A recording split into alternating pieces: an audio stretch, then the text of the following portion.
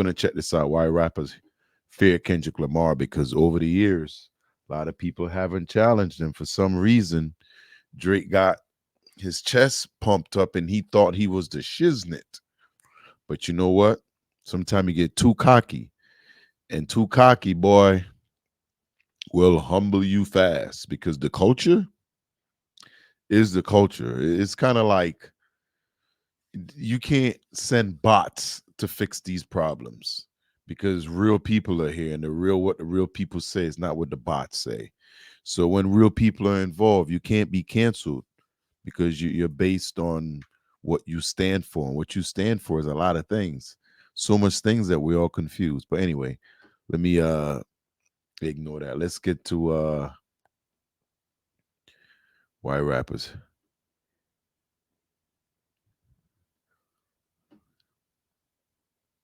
A scared of Kendrick Lamar. Let's do it. Kendrick Lamar is terrifying to his fellow rappers, not just in the wake of his recent activity, but long before he was ever as battle-tested as he is now. At the minute, hip-hop is basking in the landscape where he destroyed Drake so savagely that his name is now being used as an acronym to warn others. Don't rap against Kendrick ever. Yeah.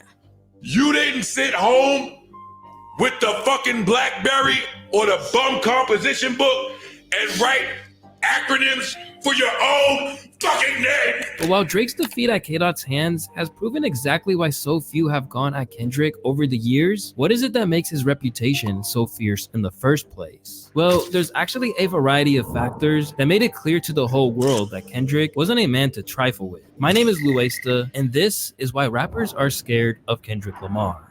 There's a lot of angles to tackle why Kendrick has such a reputation for being one of the MCs that you just don't attempt to rhyme against. But one of the main reasons is that the reverence that the culture has for him trickles down to the top of the industry. Co-signed by Dr. Dre and passed the torch to the West Coast by Snoop Dogg, The Game, Corrupt, and every other OG you can think of.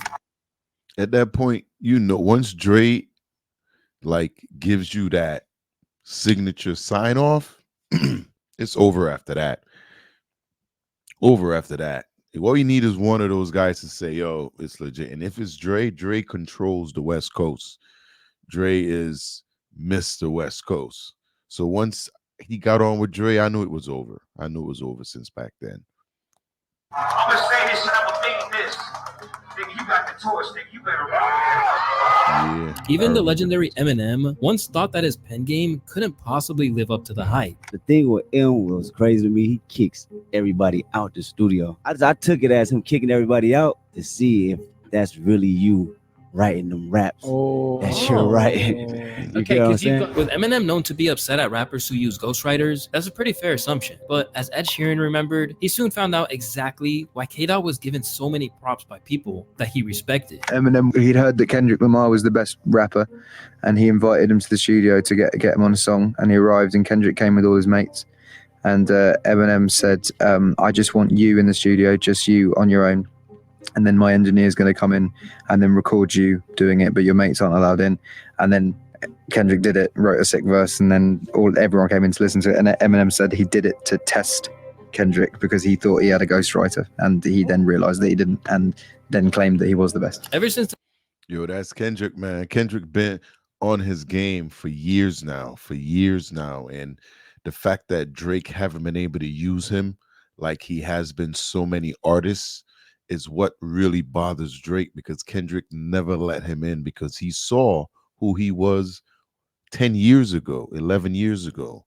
Once he run on the road with him, he saw what he was like, and he never really worked with him. I think they might have done one song together, and I think that was Kendrick featured on a Drake song maybe, but he's never done anything, I don't think, with him. If he has, and I'm wrong, let me know down in the comments. Tell me I'm an a-hole, but it's okay, it's cool. But now we got Eminem giving him, like testing him, and you finding out like, yo, he can really write because he's a writer. the two of them collaborated on Love Game. And not that he's just a writer, but to be this far and advanced in the game where he's spit so many verses by now, and to still be able to write good work after all this time is the reason why Drake has a ghostwriters, because he can't keep up with what the, you know what I'm saying? They basically got him like a machine where he just pushing songs out. So they got him writers to put the songs and they're gonna get their agenda out. And that's kind of what it is, where k.dot is like, anything comes out of my mouth, my pen wrote it. Off the Marshall Mathers LP2, Eminem has known that Lamar is among the elites in the game. And in a rare show of vulnerability from Shady, he suggested that he would think twice about coming for Kendrick. It's the same thing if I getting on a track with Kendrick.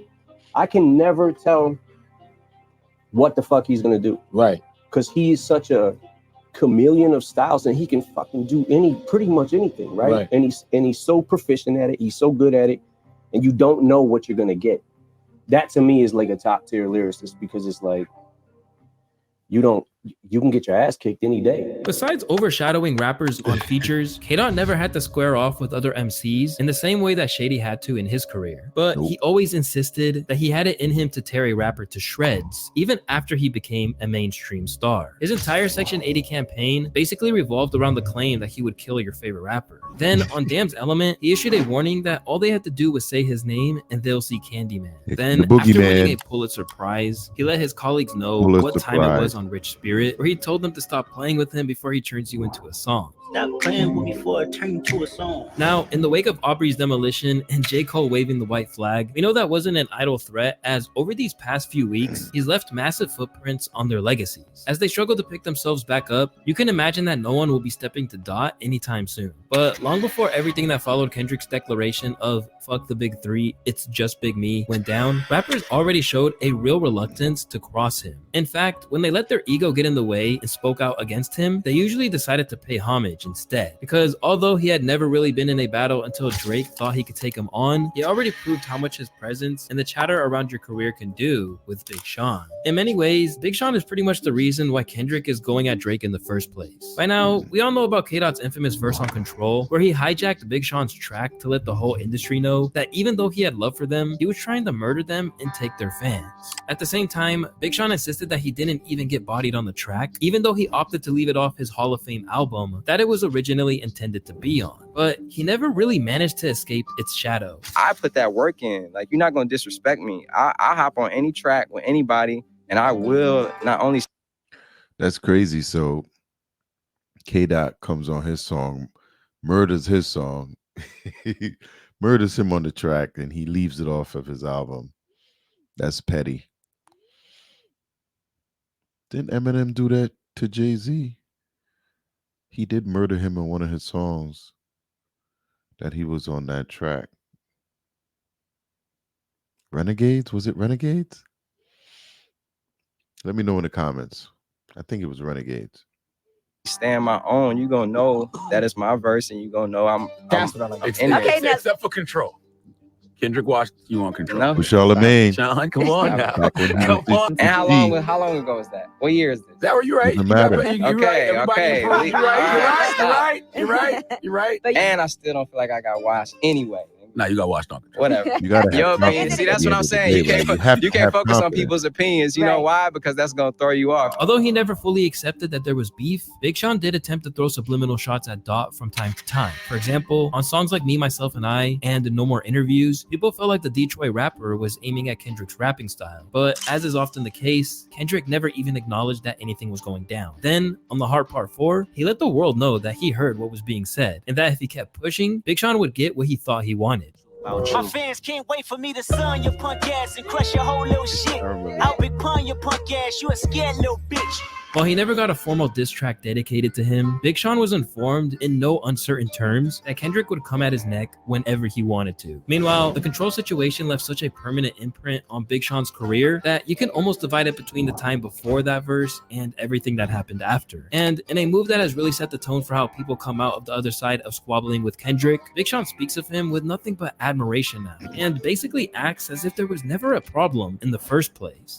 The whole Big Sean Kendrick beef was going on. It was something I wish I would have spoke up about, because there was nothing. So then I remember going online and seeing like, oh, is he talking about Kendrick? Because I was talking about people who rap fast. I wasn't beefing with nobody. Insisting that he didn't want any problems, Big Sean still had to acknowledge that the whole thing has haunted him for years. And in every verse I do, people be like, oh, is this a response? Is this a response? And I'm like, yo, what happened to Big Sean? Where has he been? I haven't seen Big Sean a very, very long time. Is he still around? Like, is he I don't see him anywhere. I haven't heard new music from him. Let me know down in the comments. Is Big Sean still around? I gotta check him out soon. He was really good at one point, and then he kind of just fell right off, right out the sky, like boom, gone. it's like, damn, I can't even show no aggression. People think it's a damn response. It got to a point where Hip-hop somehow about aggression. it was just a weird tension between me and him, even though it was already said it wasn't no beef because people made it that way, right? Although Big Sean probably got the raw end of the deal out of control, there was another man on the track who goes by the name of Electronica. And although he was regarded as one of the world's greatest MCs at the time, he didn't escape unscathed. He's another one that just, I remember he was big for like a minute. It's crazy to think, you know, Kendrick made it all through that. Drake has too. You know, you think about the one and dones, and it's been a lot of those over the years. And I remember this guy, he won like a Grammy or something, or he was up for one, but yeah, he had a couple of big hits back then. Either. Basically, Elect didn't appreciate the fact that people were saying Kendrick beat him on the track. In fact, he said that Dot was envious of him. Kendrick will body you. Look, you couldn't pay Kendrick $1 million. Kendrick wouldn't tell you. Kendrick could tell you himself he couldn't body me. Kendrick, look, Kendrick is my son. Kendrick is my baby. Kendrick wish he said he could be me. Followed up with his verse on The Curse of Mayweather, where he rapped, he got 11 Grammy nominations, y'all not equal, man fuck these white people, which refers to the amount of Grammys Kendrick won at the time. He followed it up with, my grandmother died at 82 scrubbing floors, and rappers still running around begging for awards. Elect looked like he was practically begging for problems. Then, from out of nowhere, he seemed to have a change of heart and was giving Dot his flowers all of a sudden. Lastly, peace to k.dot and TDE, because regardless to whom or what, we're brothers fighting the same energy. Forgive my past energy. Although it's unclear what made him switch up like that, Jay, like many rappers we're going to discuss, was another man who folded on Dot when he was put to the test. For the most part, hip-hop's response to Kendrick's name drops on Control not only laid the groundwork for the Drake beef, but it also set the precedent for how rappers would tiptoe around him. At the time, there were tons of responses to Control, but they all seemed like they were carefully towing the line as to not go too far. For example, after feeling angered that Slaughterhouse were left out of the shoutouts, one of the group's members, Joel Ortiz, responded with the vicious track titled Out of Control, where he let Kendrick have it. And you the king of New York, little homie, you ain't the king of New York, you the next thing on my fork. But later on, he would do an interview with Vibe and say that he was actually saluting Kendrick for the most part. As for the notoriously fearless Joe Budden, he was hosting a live stream for the response track only to opt out and not release it. Amid responses from Papoose and others, Kendrick remained so calm about the whole thing that it would be impossible for it to not strike fear in their hearts. How you feeling about all the comebacks lately from your Control verse? You gotta try harder. So when they all backed down, it really made the whole culture realize that Lamar... You got to try harder. That ain't phased me, not a grip. You got to try harder. was to be treated with respect. Basically, there's always a caveat when it comes to k.dot slander, rather than anyone really coming for his neck. I mean, just look at what happened to French Montana when he attempted to diss him. Over the years, French has had a few things to say about Kendrick. First off, he claimed that he was being pushed by the industry. Why you think Kendrick sells more than like street rappers? Because they position him like how they did in the Grammys as the new music. Well, I don't feel like that's, you know, it's not that it's not the right thing to do, but I just feel like you see, it's like the whole thing was like Kendrick night. Then, more ridiculously, he said that he had more hits than him, only to be clowned relentlessly by the internet. If we're just talking about anthems, me versus Kendrick hit for hit, I believe I can go neck to neck. I've been making hits for a long time. I love Kendrick. That's not just for Kendrick, that's for anybody they put in front of me. However, not everyone agreed with this. I mean, even other rappers hopped on the bandwagon to mock him for it. Stupid ass nigga say he got more hits than Kendrick Lamar. Fool. The man say he got more hits than me and Kendrick. Bro, your junk ass ain't got more hits than no motherfucking Kendrick, and you ain't damn sure ain't got more hits or anthems than me. You smoke hard. Why you tripping? You're real dope. But while he had smoke for Thug and engaged in a war of words with him over it, French Montana never tried to provoke k.dot any further. And now, just like everyone else, French has since basically apologized for even thinking he could mess with him and said he was just in his feelings at the time. I was just heated I ain't win a Grammy for Unforgettable. That's what it was? Yeah, but Kendrick is my dog. But just that one day at the interview, I was just so heated that I ain't win, and he was the winner. And I was just like, yeah. But I fuck with Kendrick. I fuck with the whole team.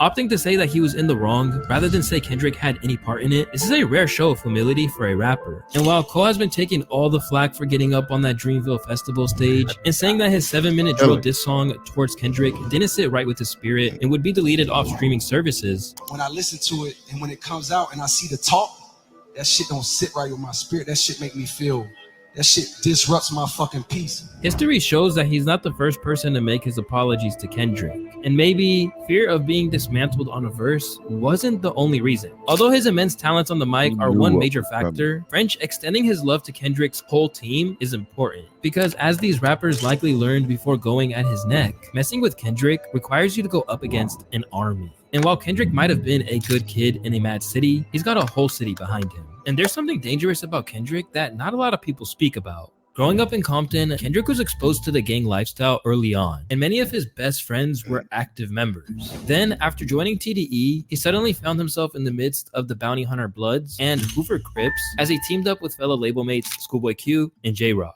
as well as a whole host of other people who were repping sets. Recently, Kendrick's gang ties have come under the microscope again, because if the rumors are true, Cole might have received a tip to back off from the beef that sounds not too dissimilar to what you'd see on the streets from Schoolboy Q. Reporting from Dreamville. I stand on that too. I think that they told J. Cole to step out the way because they had plans to take Drake down, and he needed to get off. I think it was a planned, and they succeeded. They succeeded because he walked right into it like an idiot. Like he said, like, be rad for Malibu Most Wanted. Just walked right into it, Drake. Assassination. I don't know if you'll ever recover from this. People say, oh yeah, he'll recover. That's not necessarily true. I think he's going to take a big hit. His next move is going to be critical, and it better be a wise one. And we'll see, but whatever he does next, it's going to be either a protest or something going on at his next show. I can guarantee it. So we'll see. We'll see. Festival, an unnamed source revealed that it was actually Schoolboy Q who allegedly warned J. Cole to stop beefing with Kendrick before the apology. I'm not specifying what kind of warning, whether it was a bullying move, a Debo-like maneuver, or just a friendly heads up. I don't think it matters at this point, but based on what Punch, TDE's president, said, I think they gave him what he needed to hear to bow out of the battle with as much grace as possible. Whether he was letting him know what kind of heat k.dot had in store for Drake with the abuse allegations, or telling him to ease up before things got dangerous, this whole situation proves that whatever Kendrick is getting involved in, the streets he grew up on have his back. In terms of gangs, Kendrick has long been rumored to have connections to the West Side Pirates. In addition to his affiliation to the red side of the city, Kendrick also has uncles who are Crips, several of which have served lengthy jail terms for gang-related activity and armed robbery, and he's still locked in with them to this very day. Does the crew come out every time you come to Compton? Yeah. As a result of his connections, as well as old pictures of Kendrick dressed in red, Drake's recent assessment that he isn't affiliated to a set on his new track, Family Matters, has been ridiculed by people from Compton, while at the same time respecting Kendrick's desire to withhold that from becoming a big part of his identity. Drake says you don't bang a set, and he says the game bangs a set, even Chris Brown bangs a set. He just don't know Kendrick. That's what I'm saying. Like has Kendrick renounced his hood affiliation at a certain point? Kendrick just don't be priding himself off of his gang culture. So I guess people think that he a non-affiliate. I don't know if we posted, but hey. But obviously, like the fact is Kendrick severely downplays gang affiliations. The push-ups was in his hood, wasn't they? The push-ups that you talk about, they at the park. Once again, the clues for Cali having his back have all been there in the music. On Section 80's Poor Man Dreams, Kendrick has a line where he says, The city got my back. Before that, I give them my torso. You think about it. Basically, what he's saying here is that he can say things with his chest because he knows that he has the city behind him. And when you look close at those videos of Not Like Us going off in the club, he should definitely feel more confident in that than ever.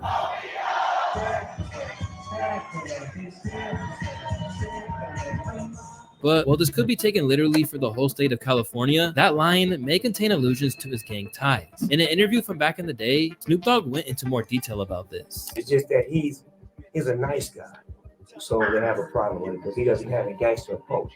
But let me let y'all know, he got 100,000 motherfucking gangsters with him. So y'all better watch what y'all say.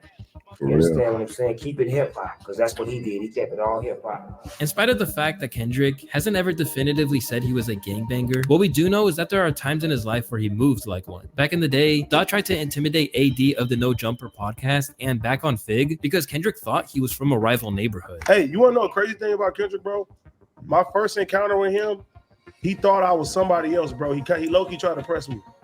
Who? Kendrick Lamar. Who do you think you were? Gorilla He Black? from a different hood. I guess some niggas jumped him back in the day. And I came to the studio and he was mad. He was like, "Hey, you from Almond Block?" And I was like, "Nah," but he was hot. Where's Almond Block? No, Almond Block is another hood in Compton. And I was like, "Nah, I ain't from Almond Block." I thought you were lying. And he was like, "You is from Almond Block." I'm like, "Nah, I ain't from Almond Block. I'm over here." He was like, "All right," and then we was cool after that. But he was say, mad. all right. No, he was mad. Yeah, he was mad. Like if I was from Almond Block, he would have got his get back on me that day. From the gang members which regularly appear in his music videos, the musical appears like mustard, proving that they'll throw away any other relationship to ride for his Cali comrade. Dot's status as king of the West Coast and everything that entails it would make anyone think twice before coming at him. But while there was speculation that Kendrick wasn't to be taken lightly, it's safe to say that this Drake battle has made that crystal clear. Although OVO stands like Maul or academics may argue otherwise, there's no denying that Kendrick washed Drake. Bearing the music itself, the fact that he overthrew Drake's record for the highest streams for a rap song in a day with a track where he calls him a sex offender, it's just diabolical. Now, fans are waking up to the fact that he just wasn't to be messed with. I knew Kendrick Lamar was a dude that needed to be left alone when that video of him doing burpees in a parking lot while listening to oldies dropped. Something is clearly wrong with him. Look at this fucking psychopath.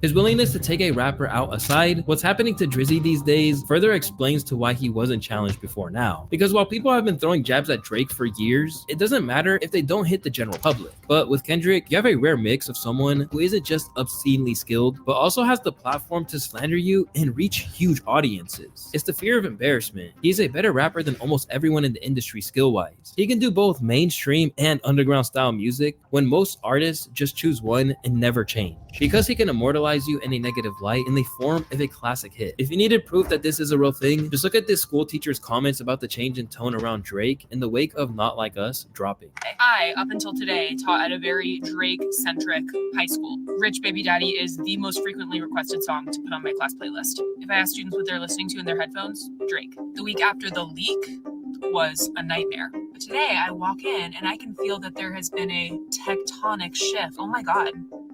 This is a Kendrick school now. I polled my classes on what they thought, and they were ready to throw down for Kendrick. I had like one Drake defender in each class, if that. And honestly, I feel bad for those kids because they were getting screamed at. As people move to the sides, he has even hit Drake in his pockets. According to Billboard, from May 3rd to May 6th, Lamar's discography earned around 50 million streams, up 49% from the previous Friday to Monday tracking period. Meanwhile, Drake's overall catalog is actually down when you similarly compare his streams from that weekend to last weekend, and remove his 2 streaming available response tracks, Push-Ups, and Family Matters. Although Kendrick won't overtake Drake's streaming numbers as a whole, what is clear is that Kendrick's versatility has proven to be a weapon, and as Eminem suggested earlier, one of the reasons why it's not advisable to test him. You go through all these records, from Like That to Euphoria to 616 in LA to Meet the Grams, to Not Like Us, none of those records sound the same at all. It's the widest range I've ever seen in the amount of time in any diss battle ever. When it comes to the rapping and the music, fuck all like the timeline or what's true and what's not true, who's rapping and who is putting out the better records. Kendrick Lamar checked every fucking box sonically that you could think of. From his pen game to his potential gang ties, there are lots of reasons why Kendrick is feared. But the biggest reason of all should be how seriously he takes his craft. I'm so passionate about hip hop, man. Like, I don't know what era everybody else come from, but I listen, man. Like, we play house parties, bro, every night. I love it to a point I can't even describe it. And when I heard these artists say they're the best coming up, I said, I'm not doing it to have a good song or one good rap or a good hook or a good bridge. I want to keep doing it every time, period. And to do it every time, you have to challenge yourself and you have to confirm to yourself that you're the best, period. This explains the responsibility he feels to uphold standards, as well as why Drake taking the culture without giving back bothers him so much. This is not something you just play with, you know, get some few dollars and get out, you know.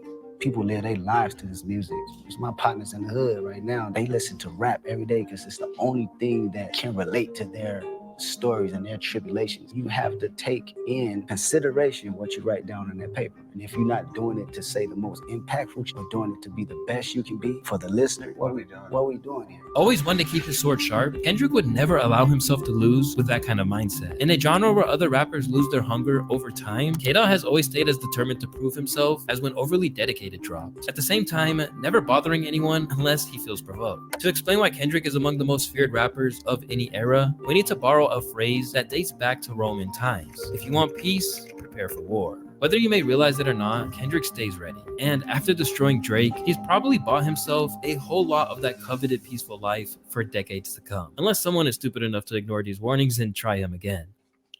If somebody's that stupid for real. You think somebody's that stupid to try k.dot again in this generation and this time? Somebody will definitely try to get some clout, but we'll all know what's real. And that's the big question here, because a lot of Drake fans don't really understand what hip-hop is. Hip-hop's not about singing. Hip-hop is about putting pen to paper. It's not about the best beat. It's about putting pen to paper. And when you put your pen to the paper, you come up with the best lyrics. Who has the best lyrics win.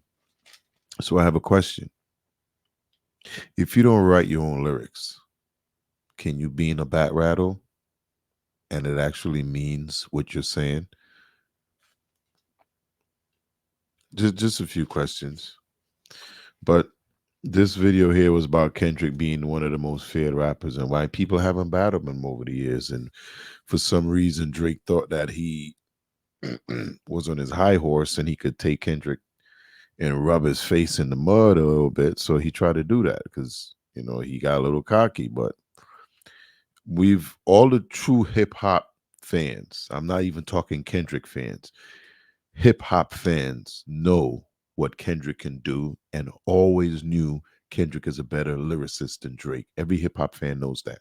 We were just trying to figure out how he was going to dissect Drake because we knew what he can do. For some reason, these delusional Drake fans are just sitting there thinking that everyone's picking on Drake. Well, why do you think everybody hates him? Why do you think everybody hates him? Because he's a jerk, because he's an idiot. Nobody, even Wayne hasn't come out and said, oh, that's my guy. No one's going to say anything to say, oh, this is my guy. Even his girls hasn't come out and said, this is my guy. No one's doing anything to protect him because he's done something to piss everyone off that he's worked with. Every musician he's worked with in Atlanta, he's had relations with their woman or lady of some sort. Every one of them he's tried to have sex with. He's a jerk. He's even done his boss's lady when he went to prison. You know what I'm saying? Like, you're in an industry where you have access to a lot of females that you gotta try to sleep with your friends' females. Like, come on, that's childish. I think Kendrick comes out every 4 years, every 5 years. And for that reason, I think a lot of fans trust him more because they see he's not totally funded where he's just pushing albums out just to get money. No, he comes out every 4 years, 5 years. So when you hear him speak and you hear him lay things out the way he does, it's shows us what he has been. Well, actually, I would say we all knew he could do this, but what he kind of just showed us is his growth and what he's learned over these years. And the thing with these Drake songs, yeah, they were bops, but they weren't anything different about it. They were still the same tones that we've been hearing for the last 5, 10 years, the same boom, hot beat. And, he's throwing a few things in there, but he's not really punching at Kendrick's. They're just like, Kendrick's was throwing cuts. People's like, oh, he didn't say anything new. No, no, no. Listen to the rhyme, the rap. He made Euphoria 7 minutes, 6 minutes, whatever. Meet the Gram 6 minutes. All these songs directly at just you. And he would just stuff that cut you and slit you, and he dissected you. And then he danced all over you. Soon I'm gonna have a Drake fan on the channel that's gonna come on and debate. And basically just because they look at it as everyone's picking on Drake. Well, at some point you got to wonder why. Why? What has he done to everyone to get everyone to not like him? There's no one that you could say doesn't have at least one friend other than their parents. He and from what we're hearing, there's a leak in the camp. The only reason they did is because they're getting paid. They're all on the payroll. So if he was to remove people from the payroll, which friend you think gonna stick around? And that's the real question now. How many friends does he have? But would y'all let me know what y'all think about this video? Hip hop. If you want to talk hip hop, Kendrick is definitely the guy. You want to talk pop? We could talk Drake. You know what I'm saying? And that's where the difference is. Drake doesn't realize when he jumps into the hip hop, rap and hip hop lane, he's dealing with a different community. These people actually care about the lyrics on the page. It's not just beats and drums to get you all distracted.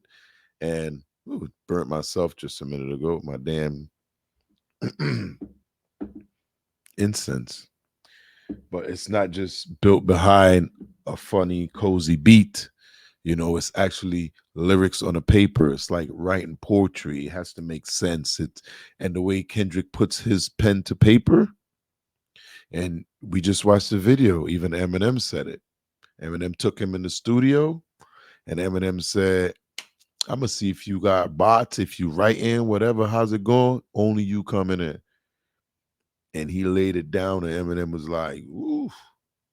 The kid got fired. But like I said, and then Dre already endorsed him, then then the whole clique, Snoop.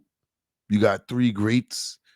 They're all in the same camp. You know what I mean? So if Dre got the air, they usually got the air too, because M came up under there and the whole dog pound, everybody came up through their Snoop. So they kind of in the same family anyway. But I've known this 10, 12 years ago when Kendrick came out back then, what he can do. If you listen to hip hop, you always knew Kendrick was the man not to mess with.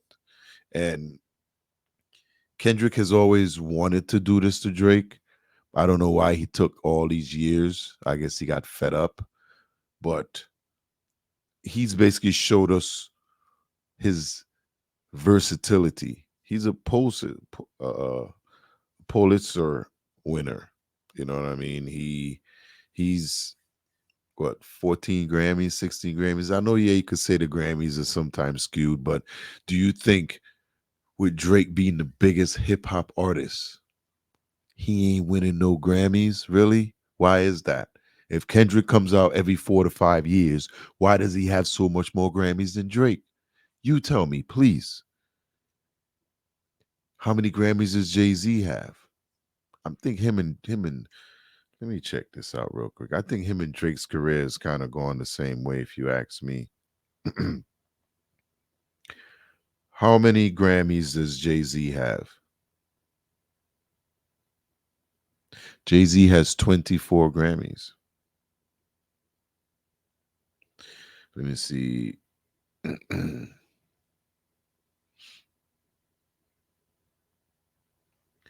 How many solo Grammys does Jay-Z have? Doesn't tell me.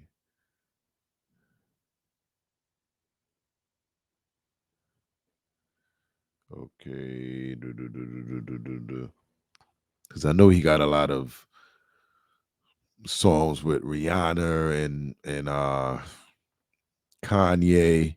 He had 577 nominations, 273 wins. But it's the breakdown is crazy. That's total of all, not just Grammys. That's including BT Awards, MTV, NAACP, Sports Emmy Awards. He was nominated for a Tony. A Tony. He was on stage. What were you doing on stage? What were you doing on stage? BT Hip Hop Awards 65, Grammy Awards. Okay, so he was nominated for 88 Grammy Awards and he won 24. Let's see if I can get in there. Okay.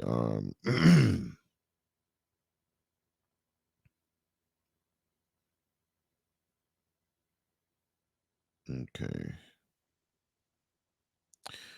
But yeah, that took us on a little ride. But the fact is, when you're talking hip hop like people that's really about that culture, this is not a pop conversation, it's a hip hop conversation. And the hip hop culture has chosen Kendrick Lamar. And it doesn't matter if you go black, white, Hispanic, whatever. If that person's in hip hop, they understand it. Now, yeah, there's some people that could say, oh, yeah, everybody's against Drake. And I agree. But think to yourself, why? Why is everyone against him? If he is making everyone so much money, he's the biggest artist. Why are they against him when everybody pockets getting fat? Think about that. Sometimes what you see is not always what you see. Things are pulled over your eyes to let you believe that it's something else. So I'm going to end it there. Kendrick Lamar, not to be played with. Peapod Cove. Out.